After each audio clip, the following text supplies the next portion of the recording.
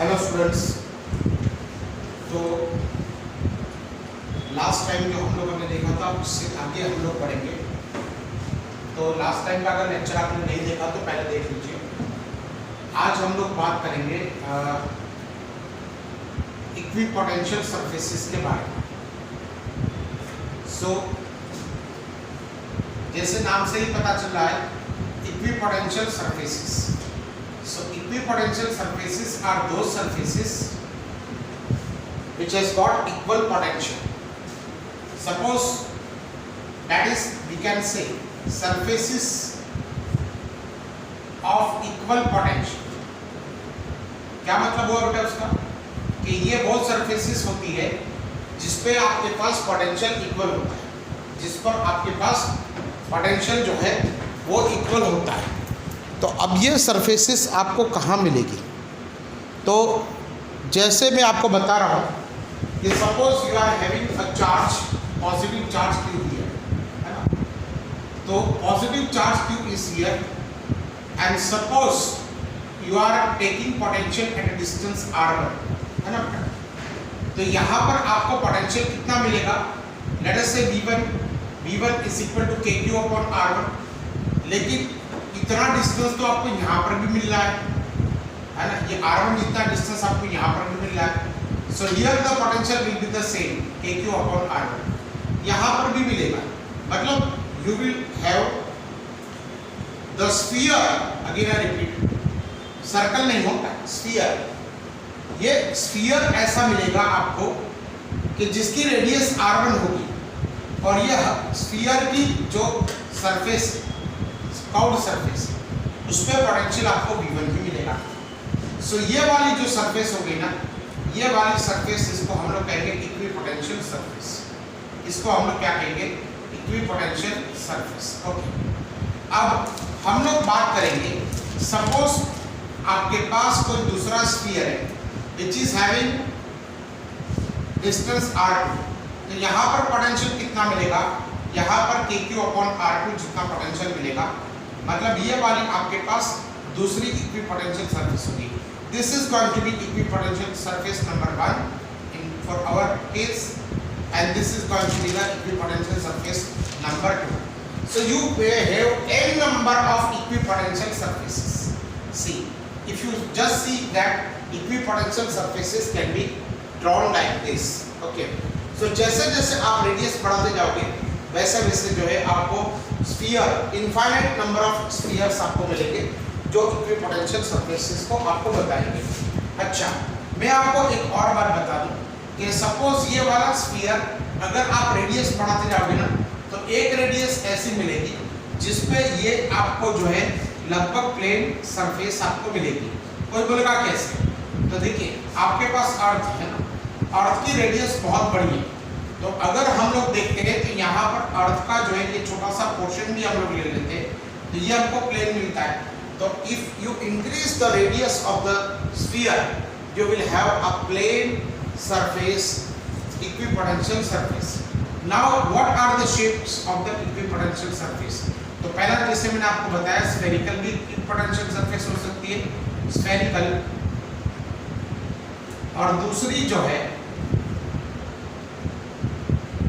यहाँ पर आपके पास cylindrical equipotencial surfaces are also possible because if you take a wire with a uniform distribution of charge, तो अगर uniform distribution of charge है तो इस पर आपको जो है क्या मिलेगा? ये वाली जो इक्विपोटेंशियल सरफेस मिलेगी ये वाली आपको सिलिंड्रिकल इन नेचर मिलेगी। सो ये वाली आपके पास जो हो जाएगी, ये वाली आपके पास सिलिंड्रिकल इन नेचर आपको मिलेगी, है ना। तो आपके पास इक्विपोटेंशियल सरफेस स्फेरिकल भी हो सकती है, सिलिंड्रिकल भी हो सकती है, और आपके पास जो है प्लेन सरफेस भी आपके पास इक्विपोटेंशियल सरफेस हो सकती है। अब इक्विपोटेंशियल सरफेस पे हर पॉइंट पे आपको जो है ये आपको सेम मिलेगा, मतलब हर पॉइंट पे you will get potential to be the same. हाँ, अगर यहाँ से यहाँ पर जाओगे, सपोज यहाँ पर पोटेंशियल बने तो ये पूरी सरफेस पे आपको पोटेंशियल P1 ही मिलेगा, ये दूसरी पूरी सरफेस पे पोटेंशियल P2 ही मिलेगा। But if you take another equipotential surface, मतलब if you are moving from this point to this point, then the potential difference will be there, क्योंकि V2 जो है it is not equal to V1। Why? Because R1 and R2 are not going to be the same. और potential के लिए हमारे पास formula क्या है? KQ upon R। Q is the charge and R is the distance from the charge। तो ये वाली आपके पास इक्विपोटेंशियल सरफेसेस हो सकती है। अब जो है हम लोग एक दूसरा एक टॉपिक पढ़ेंगे जिसके अंदर हम लोग एक रिलेशन बनाएंगे, relation between electric field and potential, है ना? तो relation between electric field and potential, let us try to understand. So somebody may ask you that derive an equation showing relation between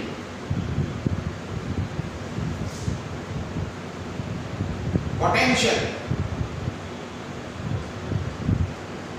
and electric field।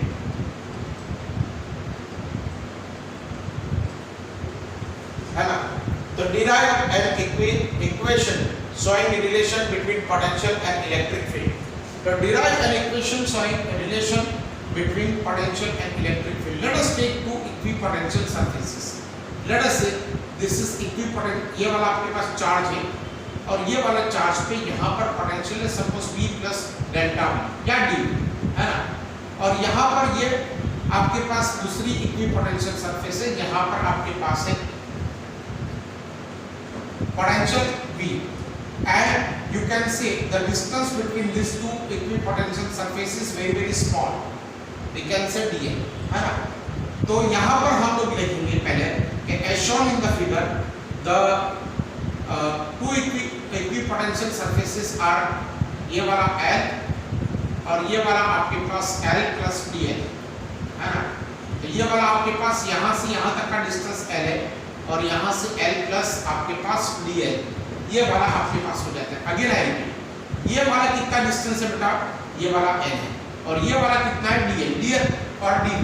We can say that these two equipotential surfaces are very small, so we can say आप ऐसा लिखोगे कि two equipotential as shown in the figure, two equipotential surfaces are two equipotential surfaces are very close to each other, very close to each other,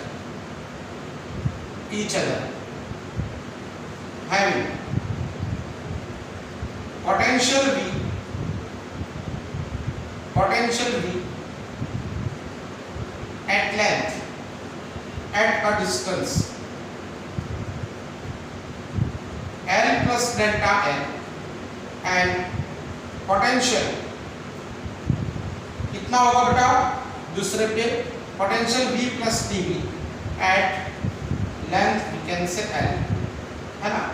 तो यहाँ पर जो है अगर आप देखोगे तो you can easily see that two equipotential surfaces are there and these two equipotential surfaces are having potential V plus delta V at length L and potential V at length we can say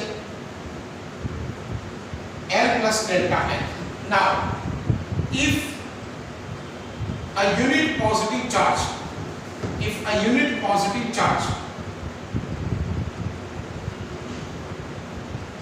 is taken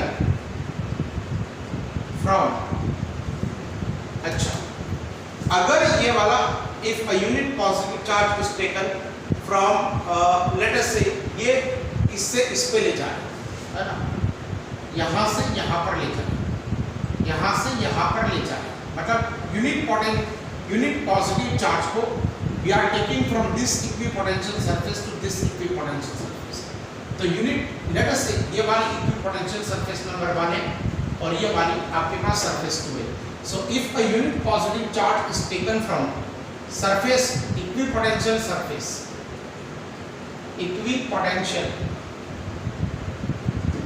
surface 1 to equipotential surface 2, equipotential surface 2, है ना।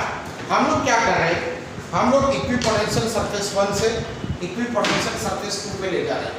सो work required to be done is equal to F bar dot dl bar, है ना।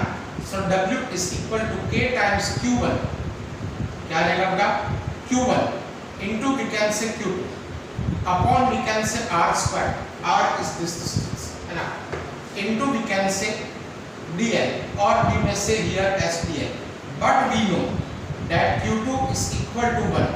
जो ये वाला आपके पास charge कौन सा है, ये वाला Q1 है, इसका जो है आपके पास कुछ वैल्यू होगा, but another charge is we can say Q2। so W is equal to we can say KQ1 upon R square into we can say dl। so W is equal to क्या है ये बेटा, KQ1 upon R square, it is going to be we can say E bar, है ना, into we can say dl, है ना, E bar dot dl bar। so we can say, let us say E bar dot dl bar, let us say this is our equation number we can say 1। so what we are going to establish here, we are going to establish the relation between potential, the relation between the potential and the, एक minute,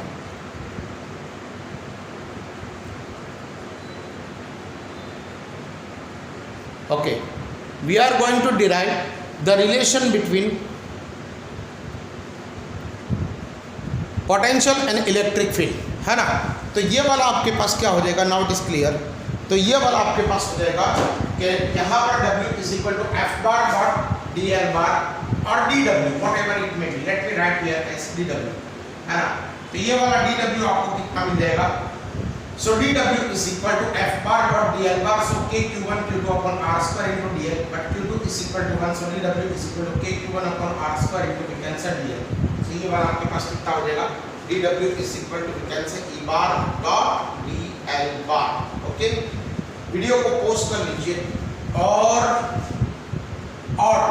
इसकी note बने, video को post कर लीजिए और इसकी note बने, कर लिया पोस्ट, चलिए। Now we also know that W is equal to Q into delta। क्या ये वाला फॉर्मूला नहीं है, बिल्कुल है। तो W की जगह पे अगर हम लोग dW लिखेंगे, मतलब यहाँ because small amount of work has to be done, और ये वाला कौन सा चार्ज लेने जा रहे हैं हम लोग Q2 लिखेंगे, और ये वाला हम लोग क्या लिखेंगे, यहाँ का पोटेंशियल V2 माइनस यहाँ का पोटेंशियल वी कैन से V1, है ना। डेल्टा V का तो वही मतलब होता है ना, V2 minus V1। So dW is equal to आपके पास ये कितना आ जाएगा, Q2 we have already taken Q2 to be 1 coulomb, क्या यूनिट पॉजिटिव चार्ज। अब V2 कितना आ जाएगा, ये वाला आ जाएगा V minus we can say dV। तो ये वाला dW आपके पास कितना आ जाएगा, V and V will get cancel, so it is going to be minus dV। let us say this is our equation number 2। now take these two equations into consideration। dW is also showing minus dV and dW is also showing E bar dot we can say delta L bar। now from these two equations, from equations number 1 and 2 we may easily see कौन सा वाला equation, from 1 and 2 we can say dW is equal to we can say dW, है ना। तो ये वाला कितना आ जाएगा, minus dV is equal to E into dl into we can say cos 0। somebody may say why have you written like this, because E bar is having the same direction as that of the displacement। हम लोग displacement भी उसी direction में कर रहे हैं जिस direction में हम लोग जो है E bar बता रहे हैं। तो ये वाला आपके पास कितना हो जाएगा, E is equal to आपके पास माइनस dV by dl। ये वाला रिलेशन है, इसका रिलेशन है ये वाला relation, this relation shows the this relation is giving or this formula is giving relation between potential and the electric field। so ये वाला वीडियो को पोस्ट कर लीजिए और इसको जो है आप नोट करेंगे।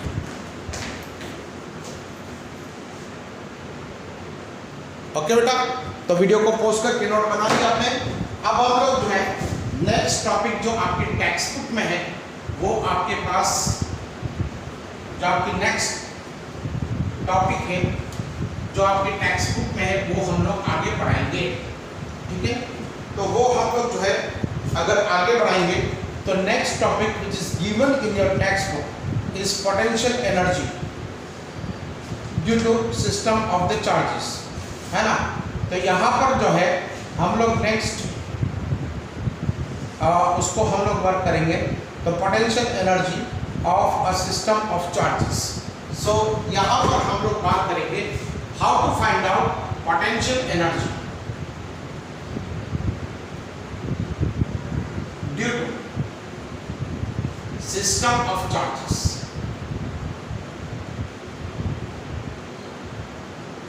तो ये वाला potential energy due to system of charges ये कैसे बनेंगे? तो देखिए बेटा, यहाँ पर suppose here we may say that if I take a charge q1 from infinity to the given point, then the amount of work done in bringing that charge from infinity to the given point is stored as a potential energy in that particular charge, and that is known as potential energy of that charge. तो मैं charge q1 को infinite से यहाँ पर लेके आऊँगा। So charge q1 has been brought from infinity to the given point. अब मुझे कितना वर्क डन करना पड़ा? So work done in bringing charge q1 from infinity to the given point is going to be 0. Why? Because work done कब करना पड़ेगा? जब कोई और चार्ज होगा, और जब कोई और चार्ज होगा तो उसकी इलेक्ट्रिक फील्ड भी होगी। अब यहाँ पर कोई चार्ज ही नहीं है, कोई चार्ज q1 अकेला है, तो उसको इसके अगेंस्ट में कोई वर्क डन नहीं करना पड़ेगा। सो आपको पहले क्या लिखना है? यहाँ पर पहले आपको लिखना है कि as shown in the figure there is no charge present, है ना, there is no charge present and there is no electric field. If charge q1 is brought from infinity to the given point q1, then the amount of work done will be stored as a potential energy in that charge. So W1 is equal to आपके पास क्या आएगा? 0.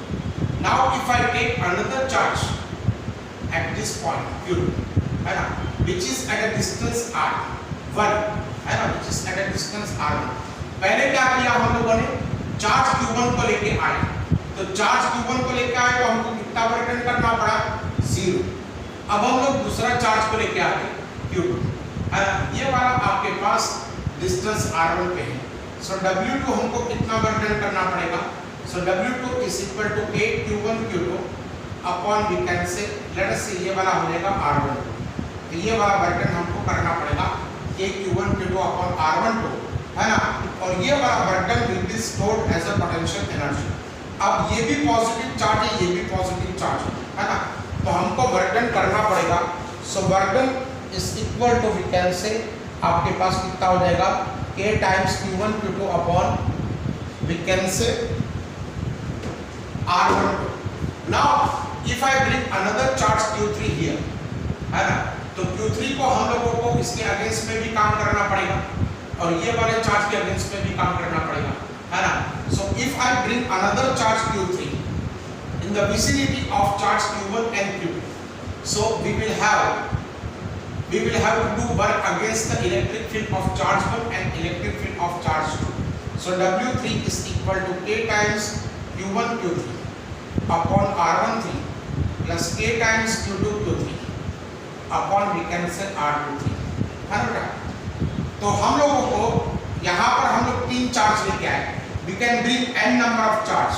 So if I take the total work is to be done, the total work to be done is W. It is going to be W1 plus W2 plus W3. So ये वाला W कितना हो जाएगा? 0. W1 तो 0 है, और ये वाला कितना हो जाएगा? K times Q1 Q2 upon R12, है ना, और ये वाला W3 कितना हो जाएगा? K times Q1 Q3 upon R13 plus K times Q1 Q2 Q3 upon R23, है ना।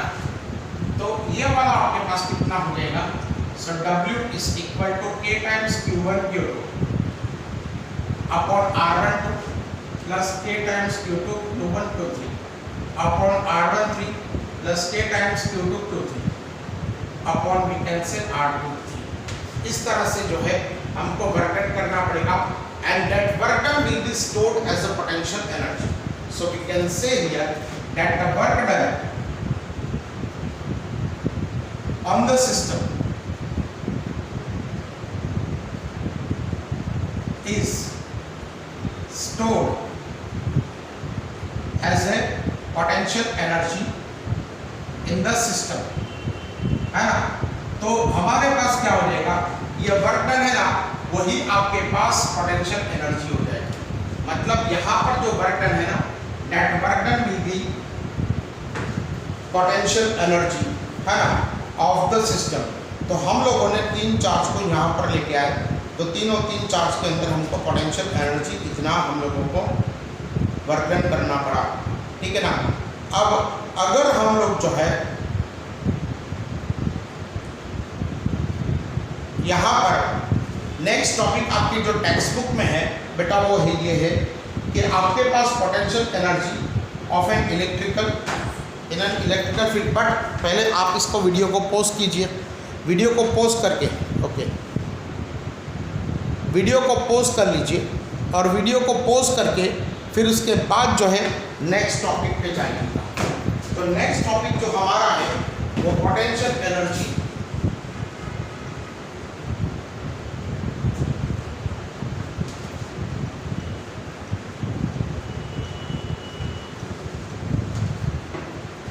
अब यहाँ पर potential energy in an external field, है ना। तो यहाँ पर हम लोग जो है देखिए potential energy in an external field, external let me say electric field, है ना। तो suppose you are given, that is suppose यहाँ पर आपके पास पहले से ही इलेक्ट्रिक फील्ड है ना, electric field is already present, and if you bring the charge Q1 here, so now you will have to do the work against this electric field, and the work is done here is Q1 into we can say V1. At this point suppose potential is V1, है ना। Now if you bring another charge Q2 here, so W2 you will have, suppose the potential of the electric field here is V2, so ये वाला आपके पास Q2 V2 आ जाएगा, plus suppose ये दोनों के बीच का डिस्टेंस अगर R1 R2 है, तो पहले तो आपको ये जो एक्सटर्नल इलेक्ट्रिक फील्ड है ना उसके अगेंस्ट में वर्क करना पड़ेगा, और फिर बाद में K times Q1 Q2 upon R12 ये वाला भी वर्क डन करना पड़ेगा। अगर हम लोग तीसरा चार्ज लाते हैं सपोज Q3, और यहाँ पर उसका पोटेंशियल इलेक्ट्रिक फील्ड का V3, so W3 is equal to not only Q3 V3 but it will be equal to K times Q1 Q2, K times Q1 Q3 upon R13 plus ये वाला भी आपके पास आ जाएगा K times Q2 Q3 upon R23। Now the total work done, है ना, so we can say here total work done W is equal to W1 plus W2 plus W3, है ना। तो अब यहाँ पर क्या आ जाएगा, so W is equal to W1, तो ये वाला कितना आ जाएगा Q1 V1 plus K times Q1 Q2 upon R12 plus Q2 V2 plus K times Q1 Q2 upon R12। Yes नहीं, पहले तो इतना ही आएगा, सही है सही है सही। W1 आपके पास कितना आ जाएगा Q1 V2, फिर उसके बाद Q2 V2 plus K times Q1 Q2 upon R12 और plus we can say Q3 V3 plus K times Q1 Q3 upon R13 plus K times Q2 Q3 upon we can say R23। So this much is the, मतलब ये वाली आपके पास potential energy हो जाएगी अगर आप जो है एक्सटर्नल इलेक्ट्रिक फील्ड में किसी चार्ज को लेके आए। अब आपको इसका डिस्क्रिप्शन भी लिखना होगा कि shown in the figure electric field was present having electric field intensity E, charge Q1 is brought to the point where the electric potential is V1 and then another charge Q2 is brought, another charge Q2 is brought, है ना। और फिर बाद में तीसरा charge. अभी सारे के सारे जो है आपको ये वाले पूरे के पूरे जो है आपको कैलकुलेशंस पता नहीं है, यू आर आराम से आप इसका डिस्क्रिप्शन जो है लिख पाओगे। बुक में जैसा लिखा है वैसा ही लिखना, रट्टा मार के ऐसा कोई ज़रूरी नहीं है और नहीं लिखना है आपको, रट्टा तो कभी भी नहीं लिखा। नाउ द नेक्स्ट टॉपिक जो आपकी टेक्स्ट बुक में आ रहा है, इसको वीडियो को पॉज कर लीजिए और इसकी नोट बनाइए। अब जो नेक्स्ट टॉपिक आपके पास आ रहा है वो ये देखिए, नेक्स्ट टॉपिक आपके पास आ रहा है potential energy of dipole in an external electric field, है ना। सो somebody may ask you that derive an equation showing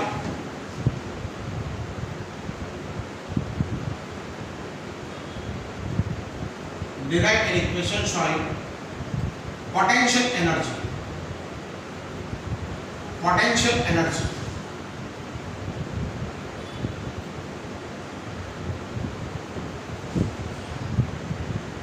of an electric dipole in an external electric field। ये डायपोल की अपनी खुद की तो इलेक्ट्रिक फील्ड होगी, लेकिन हम लोग उस डायपोल को एक्सटर्नल इलेक्ट्रिक फील्ड में रखते हैं। तो लेट अस से सबसे पहले आपको डिस्क्रिप्शन लिखना होगा कि as shown in the figure the electric field having intensity E is shown and the dipole is kept here, है ना। So suppose dipole Q1, is kept here, है ना, and the electric dipole में moment is making an angle theta। कितना angle बना रही है बेटा? ये थीटा बना रही है। आप यहाँ पर लिख दो, ये वाला एंगल आपके पास थीटा हो जाएगा। तो यहाँ पर इलेक्ट्रिक डायपोल मोमेंट का क्या मतलब होता है? Q into 2A, and the direction कौन सी होती है? From negative charge to the positive charge। तो from negative charge to the positive charge ये वाला आपके पास कितना हो जाएगा? तो -Q to +Q। अब ये वाला आपके पास कितना आ रहा है? अब ये वाला इलेक्ट्रिक फील्ड है, ये वाला आपके पास P है ना। तो अगर हम यहाँ पर लिखेंगे कि the angle between electric dipole moment and electric field is theta. So angle हम लोग यहाँ पर पहले मेंशन कर देंगे, ये पूरा लिख देना आपको कि an electric dipole is kept inside an external electric field. तो angle between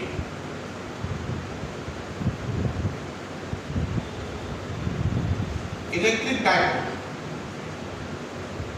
and electric field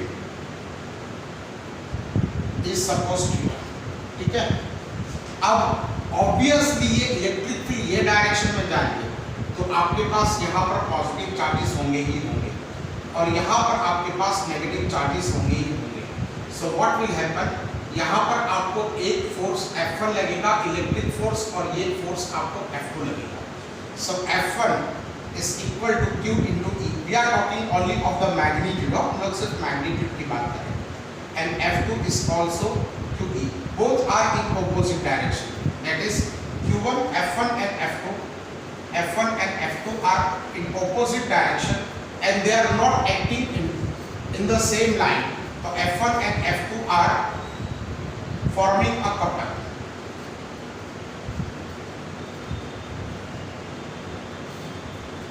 F1 and F2 are forming a couple, है ना। तो अगर कपल जो है यहाँ पर बनाते हैं, फॉर एग्जाम्पल यहाँ पर जो है आपको कपल बनाते हैं तो यहाँ पर जो है आपको जो है क्या लगेगा? टॉर्क लगेगा, है ना। सो टॉर्क आपको कितना लगेगा? सो टॉर्क ये वाला आपको लगेगा ये डायरेक्शन में लगेगा। ये वाली कौन सी डायरेक्शन होगी? ये वाली क्लॉकवाइज डायरेक्शन। क्लॉकवाइज डायरेक्शन को टॉर्क को हम लोग नेगेटिव मानते हैं, तो चलिए वे वाला टॉर्क, लेकिन हम लोग नेगेटिव और पॉजिटिव की बात तभी करेंगे जब डायरेक्शन की बात होगी। तो यहाँ पर टॉर्क कितना होगा, सो torque is equal to either of the force, है ना। तो यहाँ पर आपको either of the force into perpendicular distance between the two, है ना, perpendicular distance between the two forces. तो ये वाला आपके पास डिस्टेंस अगर आपके पास 2 है ना बेटा, तो ये वाला आपके पास 2 है, तो torque is going to be we can say F1 into perpendicular distance. तो परपेंडिकुलर डिस्टेंस अगर ये वाला एंगल थीटा है तो ये वाला एंगल भी थीटा होगा। इफ दिस इज थीटा तो ये वाला कितना हो जाएगा 2a sin थीटा। तो टॉर्क आपको कितना लगेगा, टॉर्क आपको लगेगा F1 2a, या चलिए F1 bar into perpendicular distance between the to, what is this d bar is perpendicular distance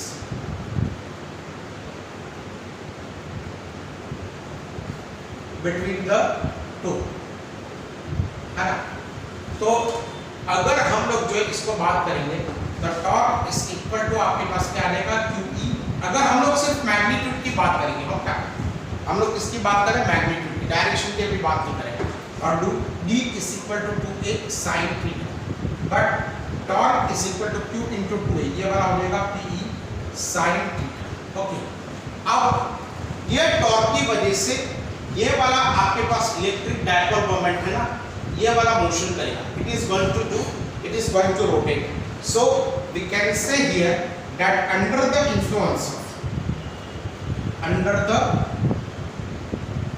influence of torque, dW, the electric dipole moment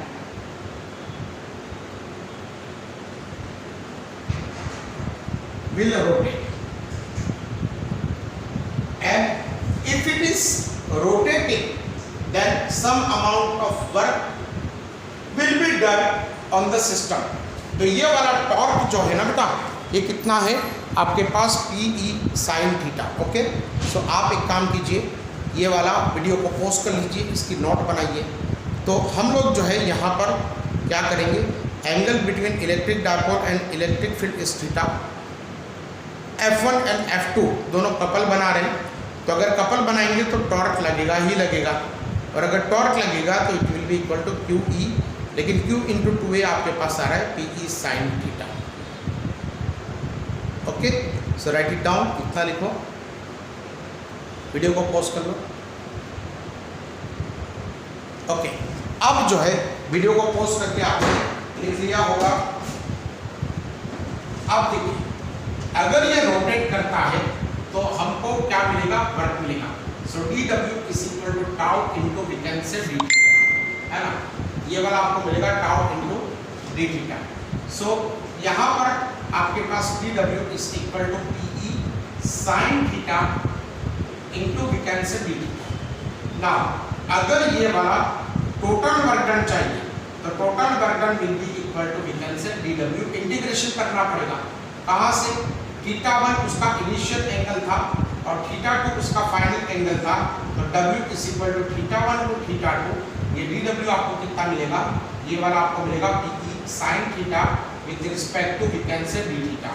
अब यहाँ पर वेरिएबल कौन है, तो variable is nothing but, variable जो है आपके पास कितना है, तो वेरिएबल आपके पास θ1 टू θ2 है ना, तो ये वाला आपके पास PE sin theta d theta, ये वाला आपके पास इतना आपको क्या मिल जाएगा, तो वर्क डन मिल जाएगा। अगेन आएंगे dW is equal to torque into d theta, torque का वैल्यू क्या है PE sin थीटा।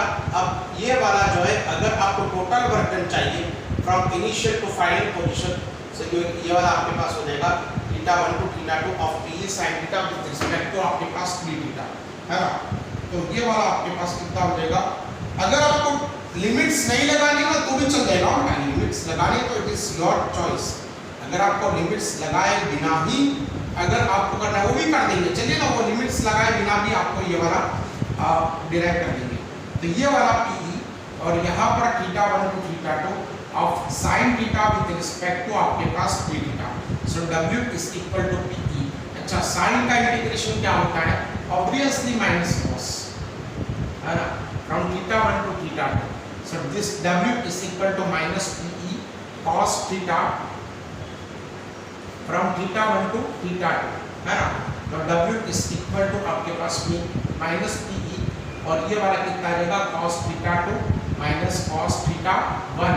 कितना आ जाएगा बेटा minus cos θ2 minus cos θ1. So W is equal to, अगर आप देखोगे तो amount of work done ये वाला उसमें स्टोर हो जाता है as a potential energy. So potential energy is equal to minus PE. आपके पास क्या हो जाएगा cos θ2 minus we can say cos θ1. ठीक है ना. तो ये वाला आपके पास कितना हो जाएगा minus PE into cos θ2 minus cos θ1. Okay. So write it down. इतना ये वाला लिमिट्स के साथ में होगा. आप इसको बिना लिमिट के भी जो है आप इसको कर सकते हो. Okay. So write it down. Video को पॉज कर लिया. अब कोई बोलेगा मुझे लिमिट्स नहीं लगानी, है ना, तो बिना लिमिट्स के भी आप इसको कर सकते हो. W is equal to integration of dW. So W is equal to आपके पास हो जाएगा PE sin theta with respect to आपके पास p theta. So W is equal to PE और ये वाला हो जाएगा आपके पास sin theta with respect to आपके पास कितना हो जाएगा d थीटा, है ना. लेकिन sin जो है उसका इंटीग्रेशन क्या होगा, तो साइन का इंटीग्रेशन होगा आपके पास माइनस cos थीटा. सो ये वाला आपके पास माइनस PE cos थीटा. तो ये वाला U is equal to minus PE cos theta. ये वाला भी आपके पास इक्वेशन आ जाएगा. सो पोटेंशियल एनर्जी जो स्टोर हो रही है ना सिस्टम में, वो कितनी हो रही है, वो आपके पास हो रही है minus PE cos theta. Okay. अब हम लोग इसमें केसेस देखेंगे, है ना. सो इसमें हम लोग जो है केसेस देखेंगे. तो चलिए सपोज केस नंबर 1, है ना. यहाँ पर electric field is in this direction and your P is also in this direction. So angle between P and E bar is going to be 0.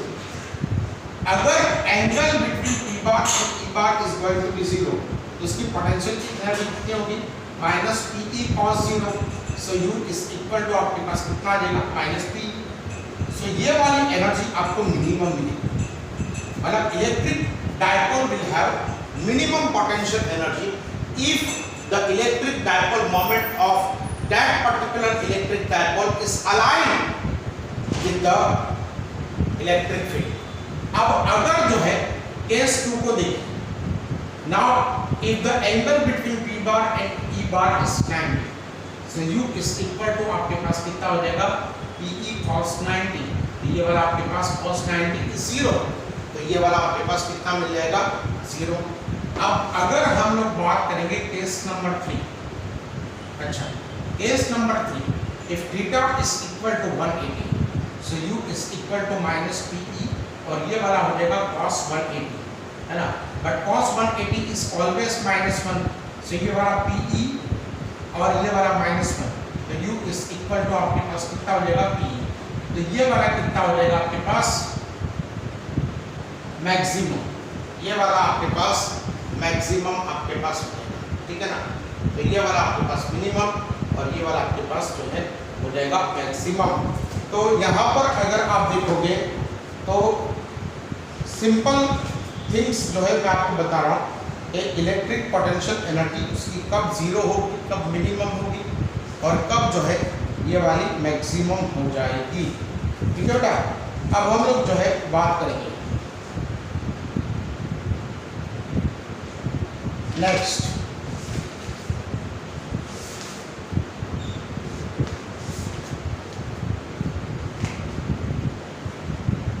जो है हम लोग बात करेंगे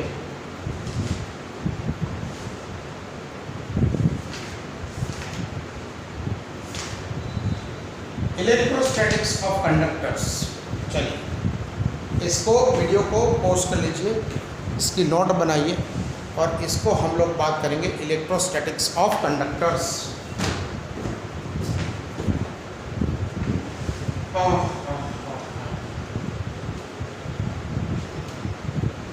So there are few points to be clarified in learning of electrostatics of conductors.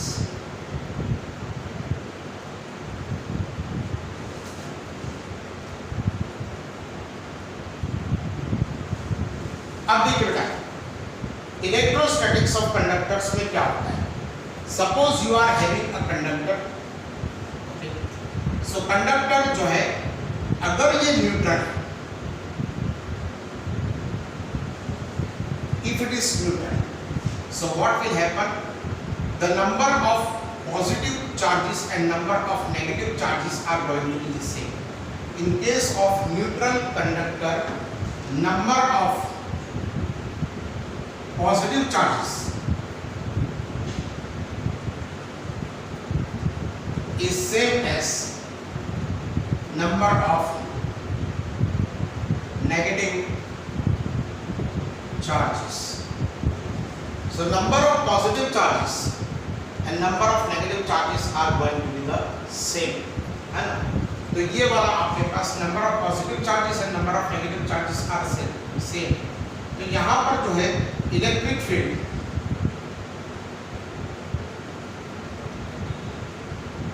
inside the conductor is zero. बहुत simple. अगर ये neutral conductor है तो इलेक्ट्रिक फील्ड कब होगी? जब आपके पास कोई एक्स्ट्रा चार्ज होगा तब। तो अगर न्यूट्रल कंडक्टर है तो electric field inside the conductor is going to be zero. Now let us see another part that if it is charged, है ना, तो कंडक्टर इज चार्ज्ड, है ना। तो चलिए हम लोग जो है कंडक्टर को चार्ज करते हैं। ये वाला आपके पास कंडक्टर है, यहाँ पर हम लोग जो है पॉजिटिव चार्जेस को रखते हैं। Let us put positive charges up here. So ये वाली इलेक्ट्रिक फील्ड हर डायरेक्शन में जाएगी, एवरी डायरेक्शन में। मैंने आपको पहले भी बताया था कि पॉजिटिव चार्ज जो है ना वो हर डायरेक्शन में इलेक्ट्रिक फील्ड को प्रोड्यूस करेगा। मतलब इसकी इलेक्ट्रिक फील्ड लाइन्स है ना, ये हर डायरेक्शन में जाएगी। तो ये डायरेक्शन में भी जाएगी, ऐसे भी जाएगी, ऐसे भी जाएगी, सब जगह पर जाएगी, लेकिन ये ऐसे भी आएगी। सो ये वाली इलेक्ट्रिक फील्ड को ये वाली इलेक्ट्रिक फील्ड बैलेंस कर देगी। मतलब यहाँ से जो इलेक्ट्रिक फील्ड लाइन्स आएगी ना, that electric field line will be cancelled out by this electric field line, and this electric field line will be cancelled out by this electric field line. That means all the electric field lines are going to be cancelling the effect of each other. So outside, yes, outside the conductor, certainly there is going to be electric field. बाहर की तरफ electric field होगी, but inside the conductor there is no electric field. क्या हम लोगों ने सीखा? If you are having a conductor, तो कंडक्टर के अंदर अगर आप देखोगे इनसाइड में कोई इलेक्ट्रिक फील्ड नहीं होगी, वेदर इट इज न्यूट्रल और whether it is charge. Even if it is charge then also there is no electric field line inside the conductor. अच्छा, अब यहाँ पर जो है ये पहला वाला हम लोगों ने पॉइंट देखा। कौन सा पॉइंट आपके टेक्स्ट बुक में अच्छी तरीके से लिखा है? ये वाला पॉइंट कि inside a conductor there is no electric field line whether it is neutral or charged. अगर वो न्यूट्रल है तो इलेक्ट्रिक फील्ड लाइन वो प्रोड्यूस ही नहीं करेगा, लेकिन अगर वो चार्ज है ना तभी भी inside a conductor there is no electric field line.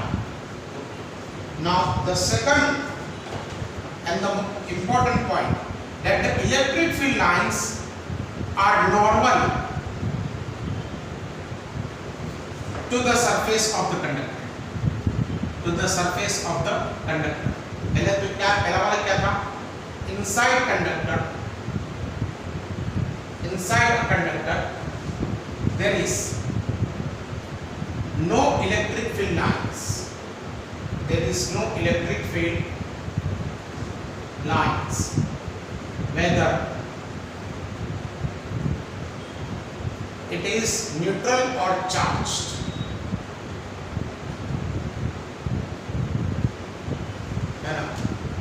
Electric field lines are normal to the conductor. अब आप बोलोगे कि यहाँ पर ये पॉजिटिव चार्ज है, ऑब्वियसली ये नॉर्मल डायरेक्शन में, लेकिन यहाँ पर ये भी तो इलेक्ट्रिक फील्ड होगी।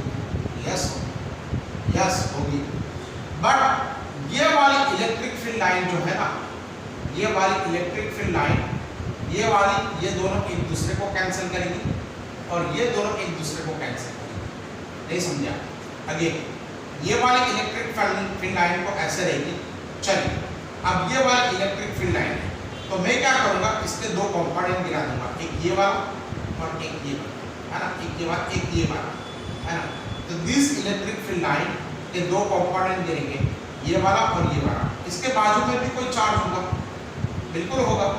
अब ये वाला जो चार्ज है ना, सपोज इसकी इलेक्ट्रिक फील्ड लाइन आपके पास ये है ना, तो इसके भी दो कंपोनेंट गिरेंगे, एक ये वाला, यहाँ पर हम लोग गिरा देते हैं ये वाला, और दूसरा वाला ये वाला। तो ये वाला एक दूसरे को कैंसिल करेंगे, मतलब टेंजेंट में उसकी कोई इलेक्ट्रिक फील्ड लाइन नहीं होगी, है ना। और ये वाला चलिए इसमें ऐड हो जाता है ना। तो टेंजेंशियली उसके सारे के सारे इलेक्ट्रिक फील्ड के कंपोनेंट्स जो है वो सारे के सारे जो है कैंसल आउट हो जाते हैं। So we can say electric field lines in the conductors are normal to the conductor. There is no tangential component of the conductor. Sorry, there is no tangential component of the electric field line in a conductor. Now the third, the interior of the conductor have no excess charge in the static situation. अब यहाँ पर देखिए third में है in the interior. In the interior of the conductor, in the interior of the conductor, there is no charge, मतलब excess charge, है ना? There is no excess charge. अब हम लोगों ने इसके पहले भी देखा था कि अगर आपके पास यहाँ पर जो सारे के सारे इलेक्ट्रॉन या अब पॉजिटिव चार्ज भी देखो ना, तो they all get accumulated on the surface. यहाँ पर सरफेस पे सारे ये जमा हो जाएंगे, वेदर इट इज केप। यहाँ पर अगर आपके पास फ्री इलेक्ट्रॉन है, वैसे तो फ्री पॉजिटिव चार्ज नहीं होते, लेट अस टेक इलेक्ट्रॉन्स, तो ये सारे के सारे electrons they are very near to the surface. यहाँ पर ही वो रैंडम मोशन जाना कहा, हालांकि यहाँ पर भी होते हैं, लेकिन यहाँ पर जो है आपके पास ज़्यादा रैंडम मोशन हो जाएगा। So in the interior of the conductor there is no excess charge. Excess charge जो है, सपोज ये वाला तो न्यूट्रल की बात होगी, अगर आपने यहाँ पर एक्सटर्नल चार्ज दिया भी ना, तो ये एक्सटर्नल चार्ज जो है वो कंडक्टर के सरफेस पर ही आपको जो है देखने को मिलेगा, कंडक्टर के जो है इनसाइड वो आपको चार्ज नहीं मिलेगा, है ना। अब यहाँ पर अगर आप देखोगे फोर्थ पॉइंट, तो electric potential is constant throughout the volume. So electric potential, fourth one, electric potential is constant throughout, electric potential is constant throughout the conductor. ये constant throughout the conductor का क्या मतलब हुआ कि suppose यहाँ पर ये neutral है या आपके पास चार्ज कंडक्टर है, तो आपको क्या करना पड़ेगा, यहाँ तक वर्क डन करना पड़ेगा। अब ये चार्ज एक बार अंदर आ गया, सपोज आपने इस चार्ज को अंदर की तरफ ले लिया, अब ये चार्ज अंदर कहीं पर भी घूमे, यहाँ पर तो इलेक्ट्रिक फील्ड ही नहीं है। अगर इलेक्ट्रिक फील्ड नहीं है तो उसको कोई वर्क डन करना नहीं होगा, और अगर जो है वर्क डन करना नहीं होगा तो यहाँ पर अगर आप देखोगे तो वर्क अगर नहीं करना होगा तो यहाँ पर क्या होगा कि उसका पोटेंशियल सेम रहेगा। पोटेंशियल का मतलब क्या होता है, if a unit positive charge is brought from infinity to the given point, then the amount of work required to be done on that potential charge is the potential. तो यहाँ पर आपको जो है कोई भी वर्क डन करना नहीं होगा, है ना। तो यहाँ पर आपके पास कोई वर्क डन करना नहीं होगा। अब यहाँ पर एक और चीज़ है, electric field at the surface of the charge conductor is given by now the fifth point which is very very important. अच्छा आपने ये इसको लिख लिया है बेटा? अगर ना लिखा हो तो वीडियो को थोड़ा सा पीछे करके आप लिख लीजिए। अब देखिए क्वेश्चन नंबर 5, अगर यहाँ पर आपके पास फॉर एग्जाम्पल यहाँ पर आपके पास कोई कंडक्टर है ना, तो यहाँ पर कंडक्टर है, तो यहाँ पर जो इलेक्ट्रिक फील्ड आपको मिलेगी ना, that electric field is going to be we can say sigma E is equal to sigma or epsilon naught into we can say L K। If I write the statement है ना, वो स्टेटमेंट ऐसा है, I am writing from the textbook itself that electric field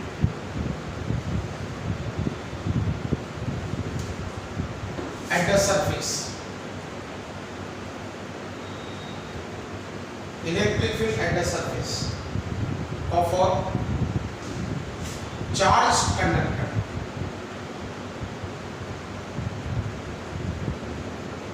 is sigma upon epsilon naught into n cap, where n cap is nothing but it is a unit vector, है ना, तो it is a unit vector perpendicular to the surface. अब आप देखिएगा यहाँ पर,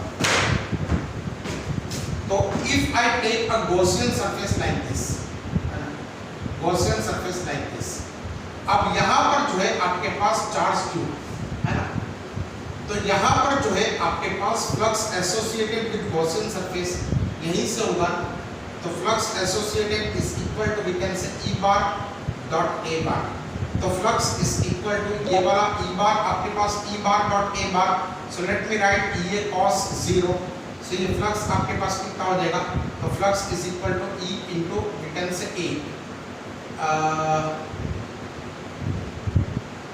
चलिए इसको हम लोग A लिखते हैं, E into A। Let us say this is our equation number we can say 1। अब हमको flux can also be given by Q upon E, याद करो Q अपॉन एप्सिलॉन नॉट, कहाँ से, गॉस का लॉ है, according to Gauss law, so if I take E into A is equal to Q upon epsilon naught, so E is equal to Q upon A into epsilon naught, but Q upon A ये तो आपके पास कितना हो गया, तो ये तो आपके पास हो गया सिग्मा अपॉन एप्सिलॉन नॉट, है ना, तो इसकी जो है आपके पास मैग्नीट्यूड आ गया, but what will be about the direction, so we have already proven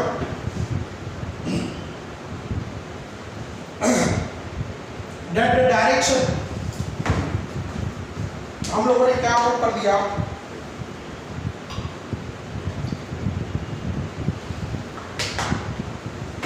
हम लोगों ने ये प्रूव कर दिया direction of electric field is perpendicular to the surface, ये परपेंडिकुलर लिखा है, perpendicular to the surface, so ये वाला आपके पास क्या हो जाएगा, E bar is equal to आपके पास sigma upon epsilon naught into we can say n cap, where n cap is nothing but it is the vector perpendicular to the given surface। Okay, so आज हम लोग इतना ही रखते हैं, बाकी का हम लोग नेक्स्ट लेक्चर में करेंगे।